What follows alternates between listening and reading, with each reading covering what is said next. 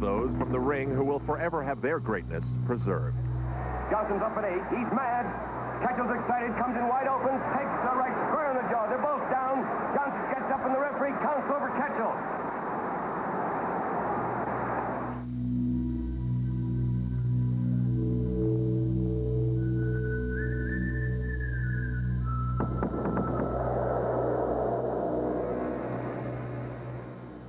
Dempsey batters the champion mercilessly with both hands. He has withered in terrible shape.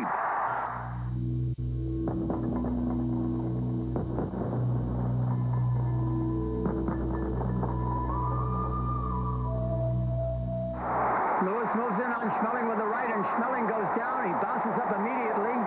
Lewis on top of him. A left hand to the body, a right to the jaw, and Schmeling is down.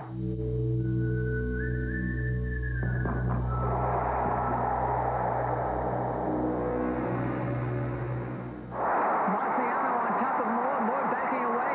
Takes a right hand to the jaw, another right to the head, a left kick to the jaw by Marciano, and Moore is down.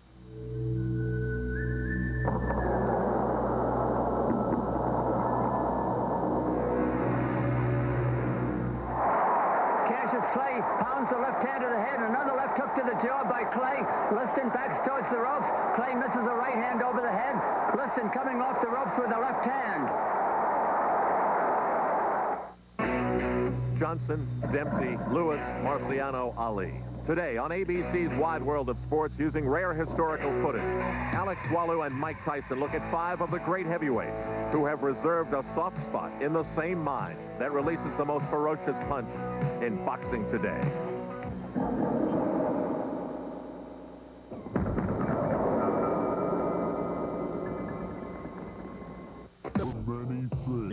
And on a few special days each year. There's 5 of the greatest heavyweights of all time. How long does a John Deere last? ABC and WBC World Heavyweight Champion in boxing is Mike Tyson. At 20 years of age, he is undefeated and a remarkable young man who is quite aware, as a result of his relationship with the late Cus D'Amato, of the history of boxing. From time to time, boxers come along that change their sport, and there have been different eras over the past century. What you're about to see is a unique look at the sport through Mike Tyson's eyes, almost a documentary. Here now, Mike Tyson looks back at 5 of the greatest heavyweights of all time.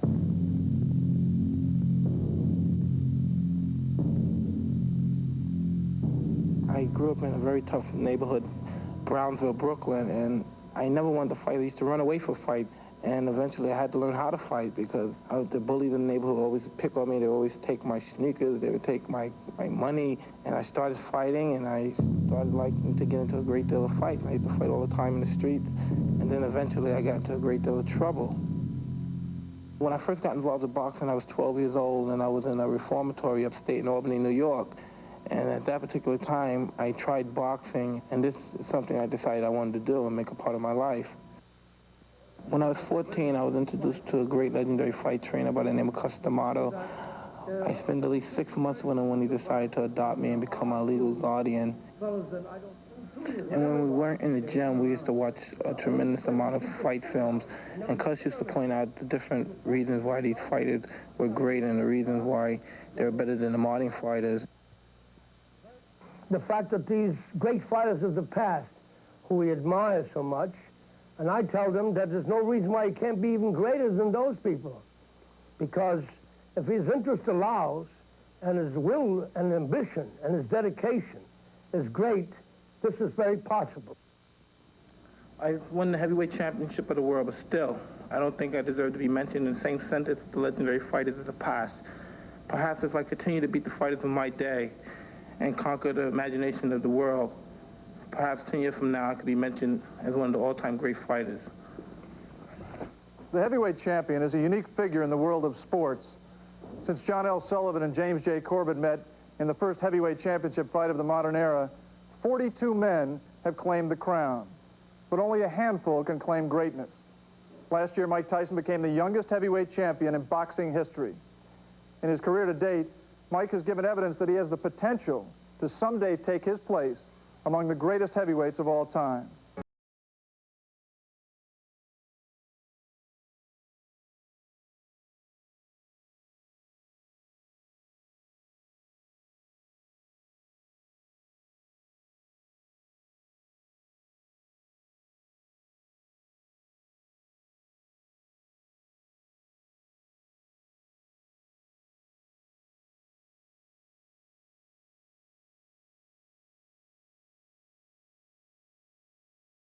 Obviously, Michael, you've accomplished an awful lot at a very early age. How much of your success has been due to the fact that you spent all of that time studying the great fighters of the past? Well, I have to pay a great deal of respect and admiration to the fact that I watched these fighters and I learned a great deal about them, because I learned they started all at a very young age to become successful. And that gave me the courage and gave me the admiration to start at a young age and give me the determination to know that I could be successful at a young age also, even though I was just a baby starting out. When you watch these films, did you try to copy anything specific from these champions? Well, not really, Alex, because I was trying to be the best that Mike Tyson could be. You know, they had already, made themselves the yardstick of the fighters of the future, but I was just trying to be the best that I can be with what I had. Well, any list of great heavyweights begins with the name Jack Johnson, whose spectacular career dominated boxing in the early 1900s. Johnson's style in and out of the ring marked him as one of the most controversial figures in the history of sports. Jack Johnson became the first black heavyweight champion in 1908. Don Dunphy narrates a look back at his life and times. It was an era when President Teddy Roosevelt promised the American public a square deal, and Henry Ford's assembly line turned out the first Model Ts. There was a time when Carrie Nation and her Women's Temperance Union members used their axes to destroy saloons in their battle against demon rum. And the ship that could never sink, the Titanic, sailed from Southampton Harbor and was lost at sea 5 days later with a loss of over 1,500 lives. Overseas, the war to end all wars, World War I, was beginning to erupt in Europe. And at home, the problem was not between nations, but between races, where despite the end of slavery, segregation was still the law of the land, and the world of sports was no exception. In the early 1900s, a young black man out of Galveston, Texas, named Jack Johnson, established himself as the leading heavyweight contender, and he refused to accept the unwritten rule that no black man would be allowed to fight for the heavyweight crown. Johnson pursued champion Tommy Burns across 3 continents, and in 1980 finally got his chance in Sydney, Australia.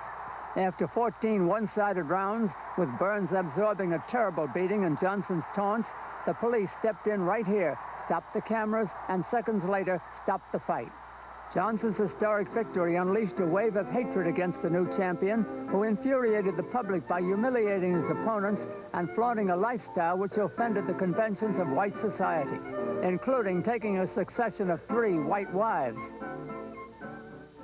A series of great white hopes failed to produce a serious challenger, and when Johnson destroyed former champion James J. Jeffries, the hatred boiled over into race riots across the country that resulted in many deaths. 2 years later, a trumped-up morals conviction caused Johnson to jump bail and flee the country, vowing never to return. After losing his title in 1915 to Jess Willard in Havana, he spent 5 more years in exile before finally turning himself into the authorities at the Mexican border. After his release, he continued boxing until the age of 50 and actually fought exhibitions when he was 67. He died a year later at the age of 68 in a car accident. Mike, it seems sometimes that Jack Johnson's exploits out of the ring obscure the fact that at his best he was a superb athlete and considered by many the best defensive fighter in the sport. Absolutely. I also was intrigued by his boxing style because at the particular time, fighters were throwing the 1 devastating or 2 punches at a time, and that's the period when Jack Johnson had the calm sense of anticipation and was catching the punches in the air, and it was just unbelievable watching it. Well, let's take a look at that style and go back to July 4th, 1910, as James J. Jeffries, the former champion, came out of 6 years retirement to go up against the great Jack Johnson. And here we are right here with Jack Johnson being very calm and cautious in the first round. He knows he had 45 rounds for this fight. He's about to tie Jeffries' hands behind his back as if he was a rag doll, and here he's doing so right here. Unbelievable power in Jack Johnson. Johnson really was a safety-first fighter, Mike. He never took any unnecessary chances. Absolutely, because in watching Jack Johnson fight, he reminds me of a cat playing games with a mouse. And as we're about to see right here, Jeffries tied, and the game is over. And of course, back then, no neutral corner rule, so Johnson could stand right over his man, waiting to pounce on him, as he is right here.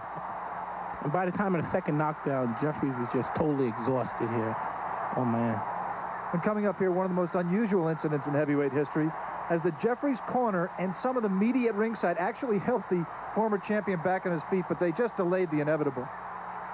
And here we go right here, Johnson showing the mark of a great champion, finishing off his opponent. That Jeffries win was really the highlight of Johnson's career. Let's move forward 5 years to Havana, Cuba.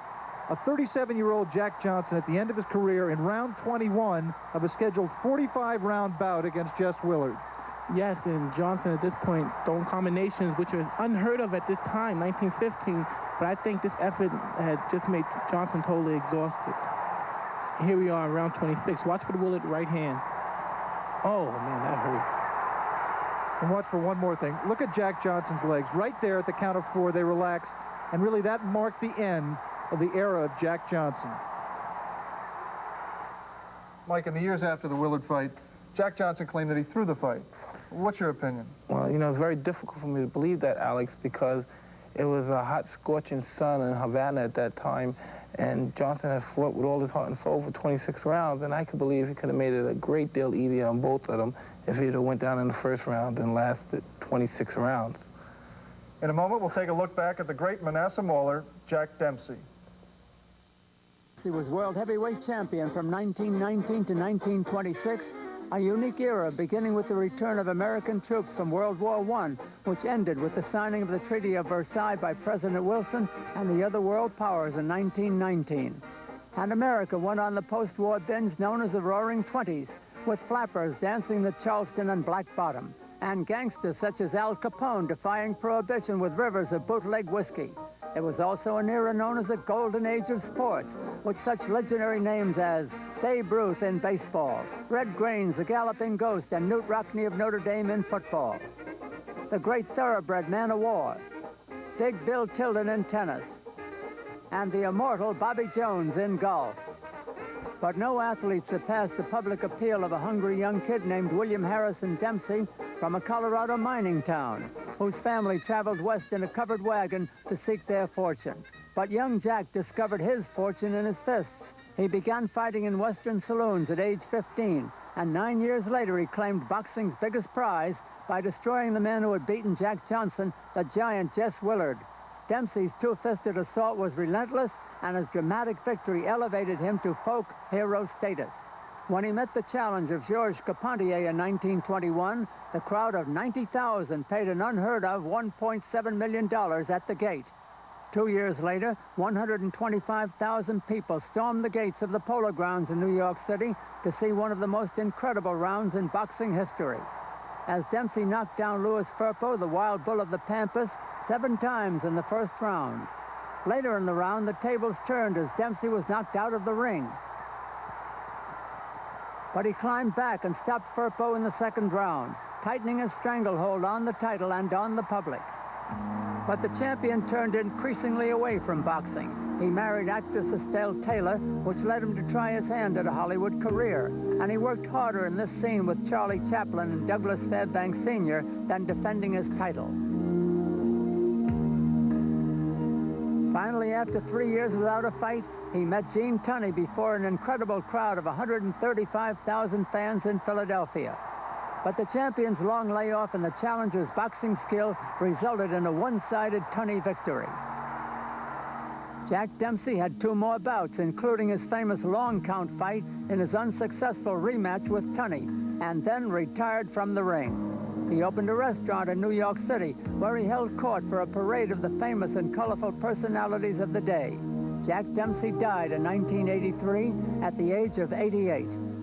Mike, they say that Jack Dempsey changed the face of the sport forever with a style that the public had never seen before. What was so unusual about Jack Dempsey? Well, Jack Dempsey had the most unique distinction as being such a whirlwind, action-packed fighter, because of the fighter before his time, just a little bit before him, was very conservative fighters at that time. And Dempsey was just an action-packed fighter, a fighter that the people loved to see, and they weren't used to that type of fighting, and America fell in love with him. That style really made its debut when Jack Dempsey fought the first time for the heavyweight championship of the world against Jess Willard. Look at Willard on the right. Look at the size difference between the two. I think it was 45 pounds. The Jess Willard at 6'6.5" was the tallest heavyweight champion in history. But there, look at the combinations right here. This is what made Jack Dempsey such exciting and a great fighter. Just the ferociousness in him, waiting for his opponent to get up like a tiger. They say that the phrase killer instinct was first used to describe Jack Dempsey, and you can see why from this round one against Willard. Yes, Alex, and it's rounds like this that made the public love Dempsey so much, and this is why I love him so much. Amazingly, Willard survived this savage beating into round 4, but couldn't answer the bell, and Jack Dempsey became the new champion. 2 years later, boxing's first $1 million gate at Boyle's 30 Acres in Jersey City, as the consummate boxer, the light heavyweight champion, Georges Carpentier, challenged Jack Dempsey for his title. Well, in the early rounds, we see Carpentier giving a good account of himself here, beating Jack Dempsey to the punch, hurting him, boxing masterfully.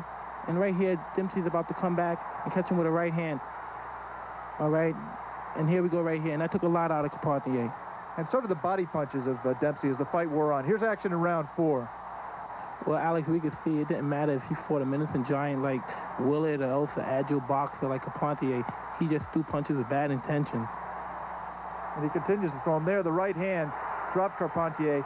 Watch here, there was still no neutral corner rule. So Dempsey is out of your picture on the left, waiting to pounce on Carpentier. Carpentier fakes like he's out and then jumps up ready to go, but that final body punch finished him.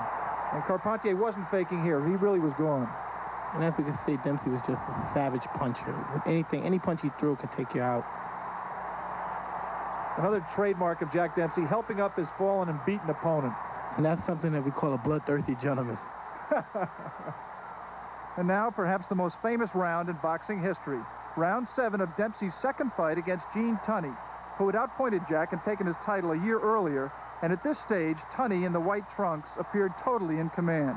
Dempsey is very frustrated by the superior boxing skills of Gene Tunney, but now you see he's about to catch up and land a vicious combination that puts Tunney down for the knockdown. And now the famous long count. Dempsey forgot the new neutral corner rule and stood over the fallen Tunney. The referee didn't start the count until Dempsey finally went to the farthest neutral corner. And Tunney got valuable seconds to recover himself. Here you see him with his wits about him, up at the count of 9 and back on his bicycle. Even though he never was able to catch Tunney again, despite losing a 10-round decision, Jack Dempsey remained the most exciting and popular fighter of the era.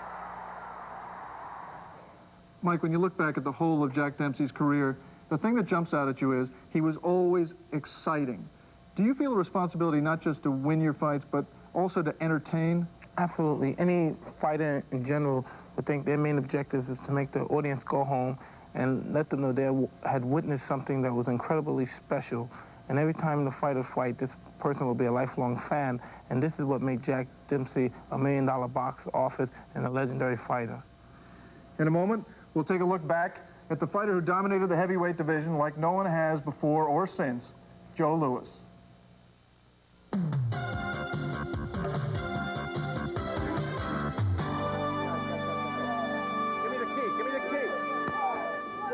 This is Al Troutwick. This was going to supply the music, but we lost the key. The 12-year reign of Joe Louis was the longest domination of any division in the sport. He not only made boxing history, but had a unique impact on the course of human events. The Louis era began in the aftermath of the stock market crash and the breadlines of the Great Depression, as Franklin Delano Roosevelt led the nation out of the worst poverty in its history. During Louis's reign, Hitler came to power, and Nazi aggression plunged the major powers into World War II. The United States developed the atomic bomb and unleashed its power on 2 Japanese cities, hastening the end of the war in the Pacific and setting off the celebrations of VJ Day. It was a time of great changes on the world scene. When a young black boxer began his career in Detroit in the early 1930s, segregation was still the dominant fact of life in black America. In the 22 years since Jack Johnson, no black man had fought for the heavyweight title. But Joe Louis was so devastating in the ring and so modest and unassuming out of it that he eventually got a shot at the crown in 1937. And with that single right hand, he destroyed Jim Braddock in the 8th round to become the heavyweight champion of the world. And a year later, determined to avenge his only defeat as a pro, Louis stopped German Max Schmeling inside of a round.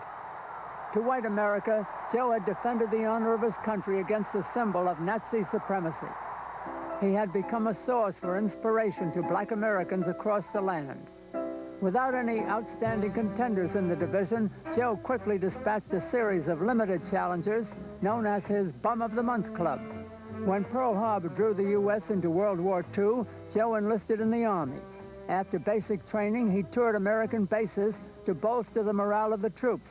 I've only done what any red-blood American would do. And in this speech, during a war bond drive, Joe delivered these memorable words. We're going to do our part, and we will win because we are on God's side. Thank you. After his discharge, Joe made a few more defenses and then retired. But money pressures forced him back into the ring, where a balding shadow of Joe Louis in his prime failed to reclaim his old crown from Ezra Charles. He retired for good in 1951 and spent most of his remaining years as a greeter for a Las Vegas casino, constantly pursued by the IRS for millions in back taxes. Joe Louis died in 1981, just short of his 67th birthday, receiving a hero's burial at Arlington National Cemetery.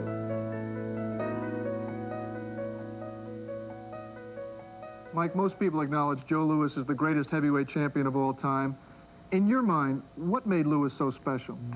Well, Louis was just an all-around great fighter. Great pinpoint accuracy, great crushing power, great finishing skill, killer instinct, 25 defenses, 12 years as champion. Unbelievable feat. Well, Joe Louis was only in the second year of that career when he met former champion Max Baer.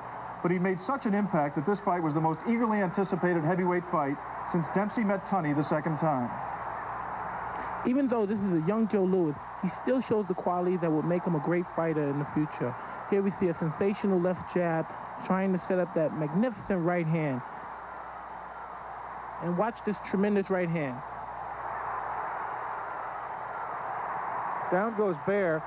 It looked to everyone like Max Baer could have beaten his count, but he said afterwards at the press conference, when I get executed, you're going to have to pay more than $25 to watch it.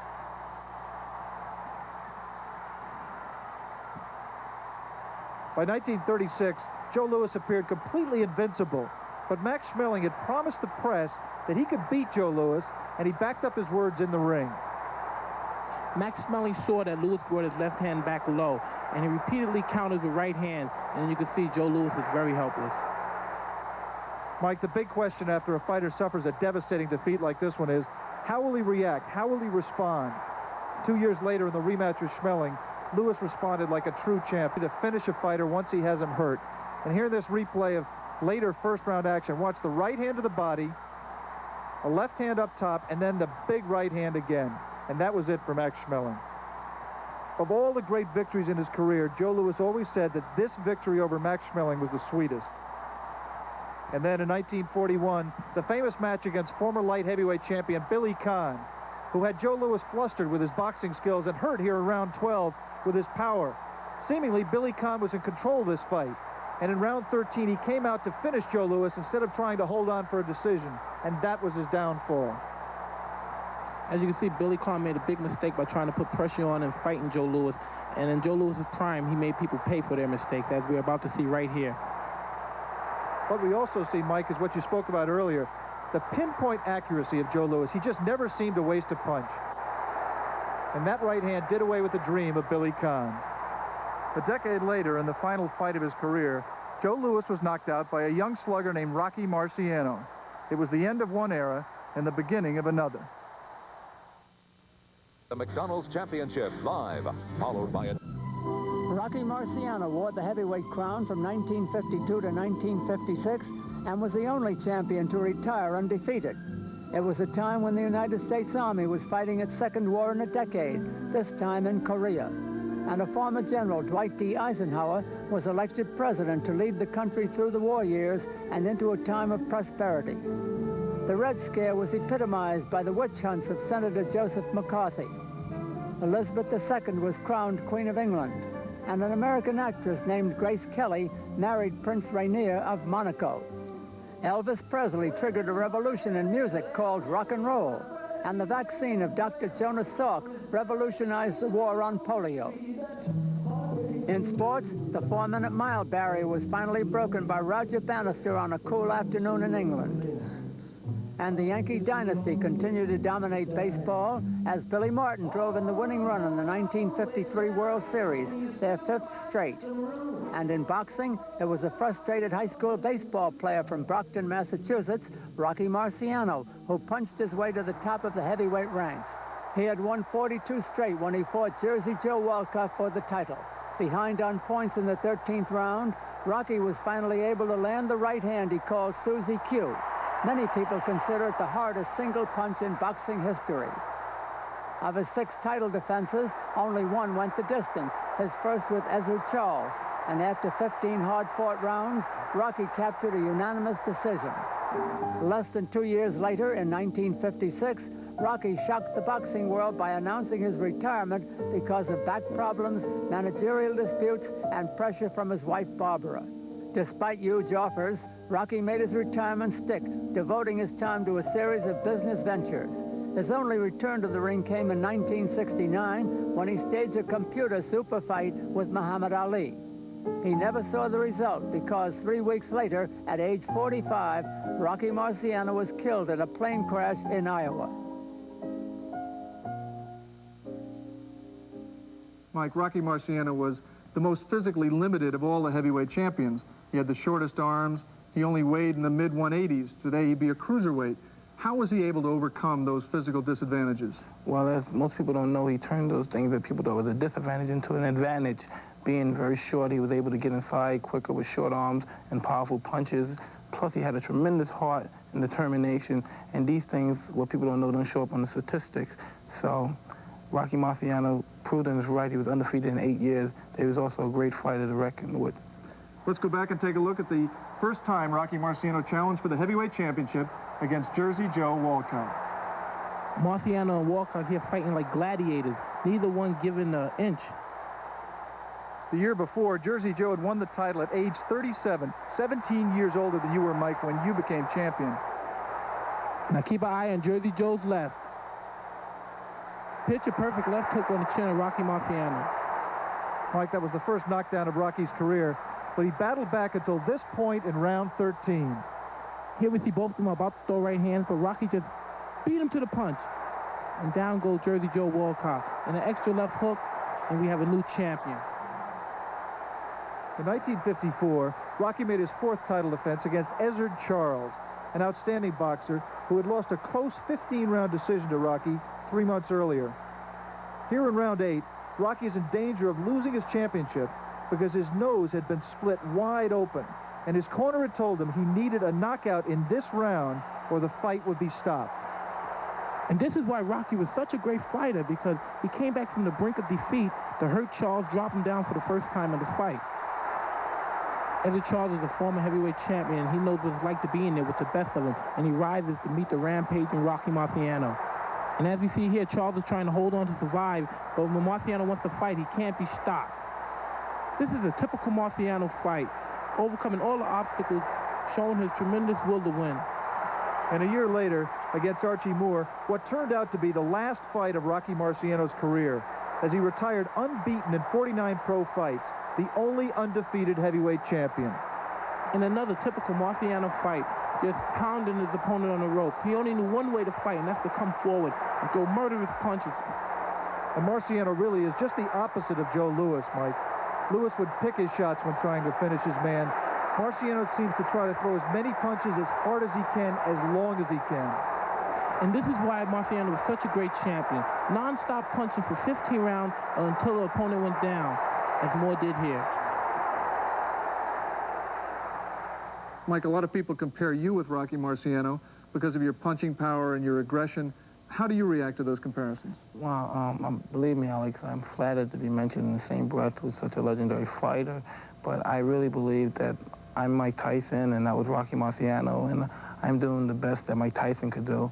And really, I think it was a privilege to even be mentioned in the same sentence with Rocky, and I think we're just two different fighters. When we come back, we'll take a look at a fighter who left no doubt about whom he thought was the best fighter of all time, Muhammad Ali. I met Cuss when I was 13 years. Drag out fights, endless days and sleepless nights, and one memory that still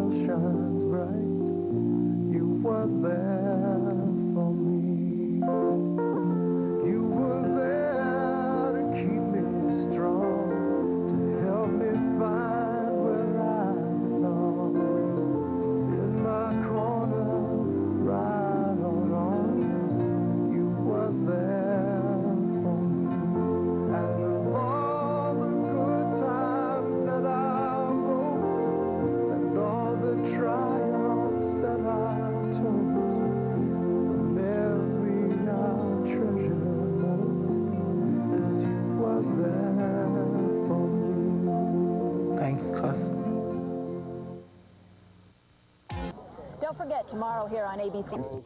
Wayne Prost is hoping to break Jackie Stewart's agony of defeat. I thought you can get away with about it. 98 out here. They're only about 98, but there are great athletes out here. It's just the sport. Muhammad Ali, the self-proclaimed greatest of all time, holds the unique distinction of being the only three-time heavyweight champion. Ali's era began in the turbulent 60s, a period of radical and sometimes violent change. From assassinations at home to the war in Vietnam, draft cards burned in the name of peace and bras burned in the name of women's liberation. Riots in the ghettos and confrontations on the campuses. The 60s challenged conventional values, and in sports, no one represented that challenge more than brash young Cassius Marcellus Clay. My New Year's revolution is to knock out that big ugly bear, shake up the whole world in 1964, and talk no more. He did whoop Sonny Liston, the man he called the Big Ugly Bear, and won the heavyweight title in only his 20th pro fight. Now known as Muhammad Ali, he stopped Liston in round one of the rematch. The most prominent athlete in the world, Ali stripped of his title. He spent 3.5 years in exile. Ali reclaimed the crown by upsetting George Foreman in 1974. He then capped his career in his rematch against Leon Spinks that won him a third world title, 14 years after he won his first one.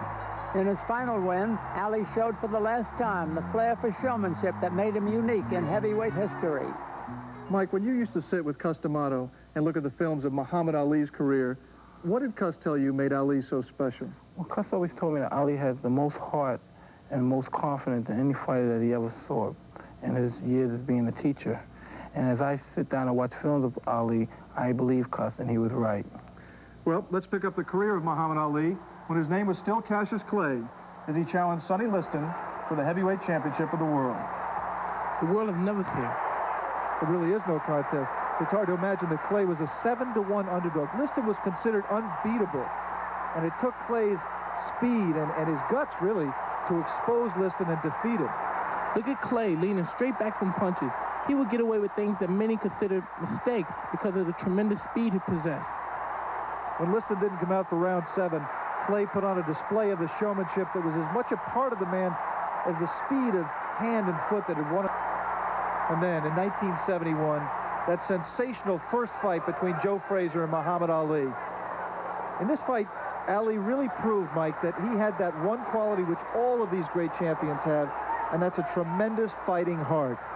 Yes, and we're going to see Frazier connect with a tremendous left hook, and then again, another left hook that leaves Ali semi-helpless. But Ali, with the tremendous heart and determination he had, he tries to hold on and clear his head. And we can see Joe's like, he's relentless. He's just all over him, going for the kill. Unbelievable non-stop punching by Joe Frazier. On this particular night, Joe Frazier just would not be denied. And in a few seconds, we're going to watch Joe encore with a left hook that put Ali down. And here, Ali showing the heart of a champion, getting up to finish the fight. He did finish on his feet, lost a unanimous decision to Joe Frazier. His greatest. Michael, we've just taken a look at 5 of the greatest champions in the history of the heavyweight division. In your opinion, is it possible to compare champions from different eras?